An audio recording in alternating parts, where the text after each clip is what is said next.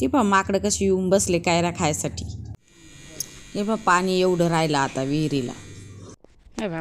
उडीद आहे ना असं उपटून टाकला मी इथं आणि आता शेंगा तोडीत बसते. दम्मा सगळा या रांगीतला तोडून घ्यायचा. इकडे आहे ना भेंड्या पे येतोय. भेंडीचं झाड पे याला स्नेक टाईप डिझाईन आहे. डचकायचंच काम आहे भेंड्या अडचणीत. इथं सेटअप गोणी टाकली बसते आता इथं. एवढ्या तोडून घेते आता शेंगा उडदाच्या. इथं गोणी ठेवली तेवढं भरून उडीद झाला. आणि कायऱ्या पा वाढणाराने खाल्ल्या कायऱ्या चांगल्या कापूस बांध. ही पाय आरूबाई अजिबातच राहीना झाली ती गरमाटानं. भुईमुग तोडायला गरमी होती लय आतमध्ये सरकी एवढाली वाढलेली. आरू राहीनाच नाही. तिकडे आई आणि माझी आई दोघी मिळून भुईमुग तोडू राहिला. मी तोडीत होती पण ही राहीनाच नाही. आता वर घेऊन जाते जरसे खेळायला. चालती वर.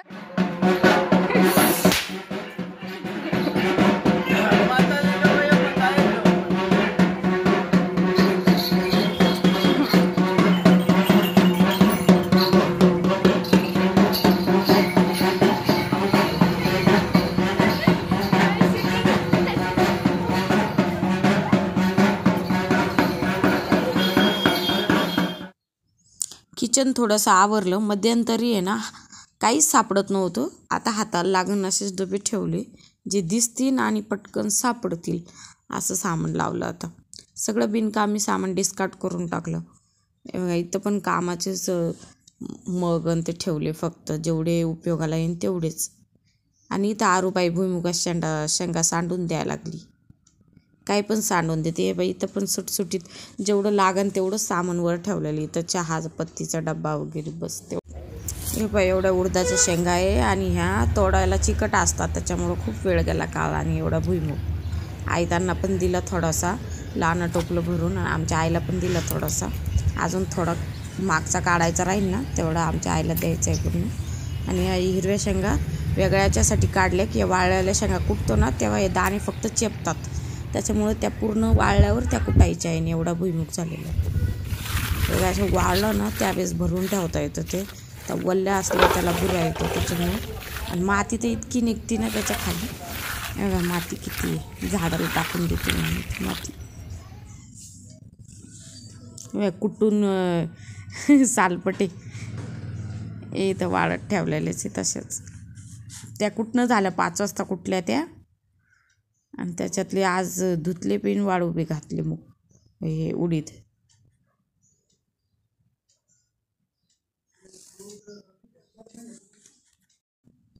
इथली सगळी माती भरून आहे ना याच्यात टाकली. आणि इथं बघा काकड्या लागल्या. आणि छान म्हणलं चांगल्या काकड्या लागल्या आणि असं खराब झाल्या बघा त्या काही. ते कसं गच्चीवर ऊन राहतं ना त्याला आजूबाजूनी पण असं काड्या काहीतरी पाहिजे तिथं आणून टाकावं लागून. फुलं लागायले आणि असे पिवळे होऊन आहे ना जागीचे व्हायले की वरची छान होणार बहुतेक एक काकडी. आणि इकडे चवळी पण आहे ना त्याला पण मावा लागला. ते एक भुईमुग हे कांद्याचं बी टाकलं होतं ना ते उगून आलं मस्त. आम्हाला कांदे लावायची होती वावरात. काय माहीत लावणं होते का नाही. आम्ही टाकलं होतं ते बी थोडंसं होतं घरात. तर बघू आता लावता येईल नाही येईन काय माहीत नाही. काय फुलं आले छान चवळीला मस्त. पण त्याला ते मावा पडायला लागला. वावरात कसं औषध राहतं त्याला काही होत नाही. पण आता इथं काय उरलेलं आहे का बघावं लागणार ना आणावं लागेल गावाकडून. त्याला मस्त शेंगा फुलं आल्या त्या चवळीला. आणि त्या आरूबाईसाठी फिकी खिचडी टाकली. आरूबाईला ना आरूबाईचं दूध तोडायचं आहे म्हणून मुगाची डाळ हळद आणि मीठ आणि मोहरीची फोडणी देऊन तिच्यासाठी अशी फिकी खिचडी बनवते. तिच्यासाठी घाई मुगाची डाळ बनवली मी. डाळ बनवताना त्याच्यामुळे ते व्हिडिओ पण नाही बनवून झालं. तर याच्यात घरी बनवलेलं तूप टाकते मी. तरी आरूबाईला खायचं जीवार. आणि बाई तर भुईमुग एवढी चवळी निघली त्या चवळीच्या शेंगामध्ये. पहिले पण हे चवळी निघलेली आणि एवढा उडीद निघला. आणि भुईमुगाच्या शेंगा वाळून आणल्या वरून गच्चीवरून आणून ठेवलं. आता इथं नळ आलेली 5 वाजता पाणी भरणं चालू होतं. हे पहा मंडळी इतकी अडचण आहे. आणि ही आमची आरू अशी बकेटीवर बसली आहे. आरू इकडं बघ. आरूला लई कंटाळा येतो, इथं घाम येतो तर बसायचा. बसली आता.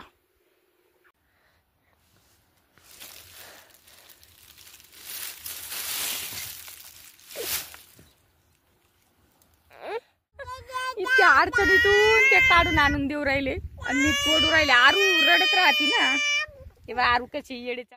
हा बोल. तुझ्याकडे द्यायचा का?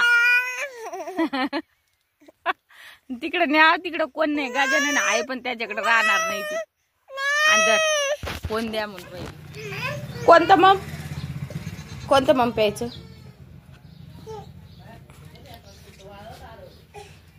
आरूची आंघोळ राहिली आहे ना, दात खाऊ राहिली काय मम का? बर.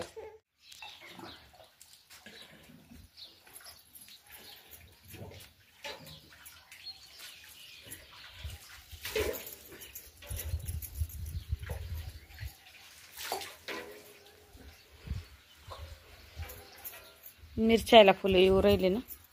मिरची लागली त्याला एक बारकी. आरूबाई उठलीच नाही. आरूबाई करणारल्या झोपेलच अजून. नाही ना, रातच झोप.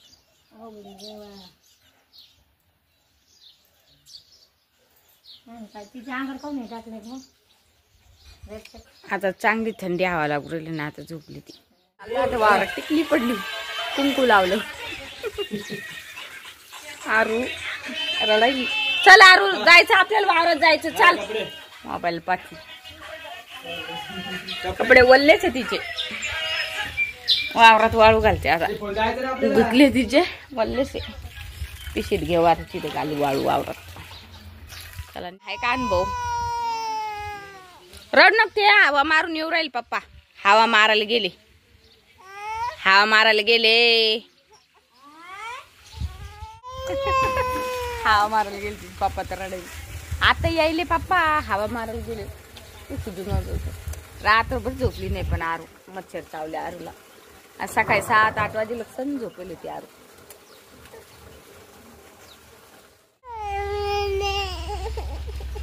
बुरुम बुरुम बुरुम लावली. हाव चाललो. पाणी का लय लय ते पाणी भरायला. रातचं येते मग ते मिरच्याचं रोप घेतला लावायला. आणि तांदूळ घेतले. आता कर बाय बाय कर. आईच्या घराला बाय बाय कर. बाय आई म्हणा. ती तिकडे आई आहे. त्या आईला बाय बाय कर. यारू त्या आई आवाज द्यायला तुला. त्या आईला बाय बाय कर.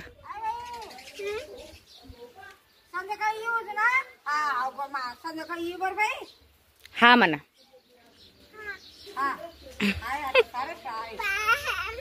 हा मग चल. कुठून हा आहे ना, राळ्यापासून आमच्या शेतात जायचा रस्ता आहे. आणि इथे एक चिंचाचं झाड आहे. पाय त्याला पलंग लटकलेला आहे, बंगाईस टाईप थोडंसं. आणि हा रस्ता आहे ना आमच्या शेतात जातो. घरी पाणी भरायला गेलो होतो आम्ही. मग रात्रभर गावात थांबलो आणि आता सकाळी परत शेतात चाललो.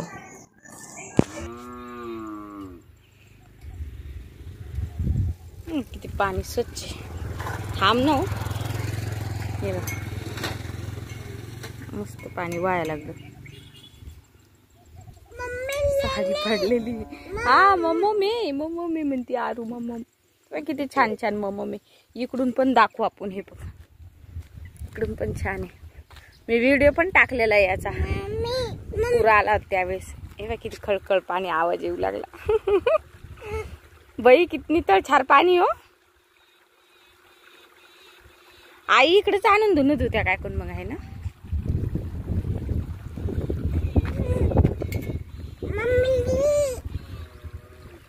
वाव किती छान आवाज येऊ लागला पाण्याचा मस्त.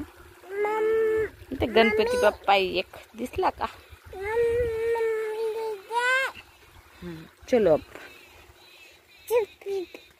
सध्या विहिरीत गोणी आहे विहिरीत. हाव ग मम मम मम्मी ना आपल्या विहिरीत बॅ केवढं मम्मी. हाव ग चला बघ मोबाईल कोण नाही वर कुठे गेला काकून ते. धक्का लागला रोपाचा की पडायला. दिके फल्ल्या माती पण तशीच आहे त्याला. चिप्स द्या तिला. शेतात आली की आरू चिप्स खात नाही काहीच खात नाही नुसतं रडती गरमी तिच्यामुळे निघावं लागायला आज. नाही तर राहिल्या सायल्याला सगळा काढला असता. रडती मग आम्हाला बी काम करताच नाही येत ना दोघं आम्ही. मी नुसतं मम मम मम दूध पाजून पाजून किती पाजणार आहे तिला. काय बसले इथं खाय ना आरू चिप्स. या असं रडकं तोंड करून घ्या त्या आरूबाई वावरात आल्या की. इथं भरणं चालल्या शेंगा. हे बा एवढ्या शेंगा तोडल्या आता आणि एवढ्या तोडाच्या राहिल्या. याला शेंगा दिसल्या का मागून लावलेला आहे मी. ते म्हणते त्याला काही नाही कशाला उपटी ती काय माहिती काय होतं. ते म्हणते त्याला पाणी भरलेलं पण तिथे अडचण आहे. इथं भुईमुग तर कॅमेरा धरायला कोण राहत नाही ना. पाती उपटून याला काही निघत का. मागचे झाडे हे काय झाडाहूनच समजत. मागचे झाडे लहान लहान राहू द्या ही लाईनच पुरी इथे